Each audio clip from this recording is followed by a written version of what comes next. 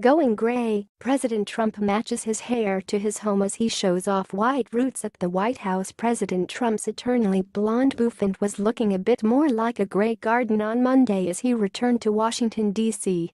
The commander-in-chief was photographed making his way across the South Lawn from Marine One to the Oval Office early in the morning, with a large patch of white roots clearly visible in his champagne-colored coif.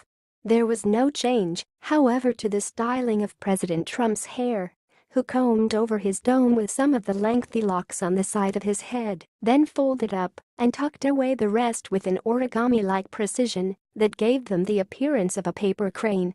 The emergence of these colorless tresses and their assault on the very specific hue of Trump Tower gold that is favored by the Donald comes on the same day he had to cancel plans to visit his New York City home for the first time since his inauguration and instead return early to the White House.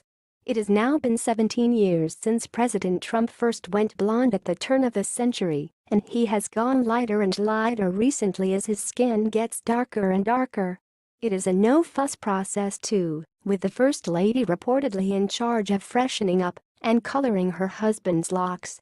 In a 2004 interview with Playboy, President Trump stated that only Melania trims his hair, a claim that a former hairdresser who worked with the businessman was quick to confirm in an interview last year.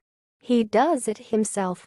It is real, and it is his hair. He doesn't have plugs, Amy Lash told the Mirror. When I looked at the back of his hair I could tell it was not a hairdresser cutting it. It was scary. It was just cut in a straight line. Lash had worked with President Trump in the early and mid-2000s on the set of The Apprentice. The color was so inconsistent. It was not done correctly. They just colored the top and did not color what was underneath properly, added Lash. It was someone in his inner circle who was cutting and coloring his hair. His wife or maybe his daughter. The task was likely not required of previous wives Ivana Trump and Marla Maples, who were married to Trump during his brunette years. President Trump previously stated that he would likely let his hair go if he was elected due to the demanding nature of the position. In one of his first speeches, after announcing his candidacy back in June 2015, he said that he would maintain his hair differently if he made it to the Oval Office while fielding questions from an audience in Iowa. I would probably comb my hair back. Why?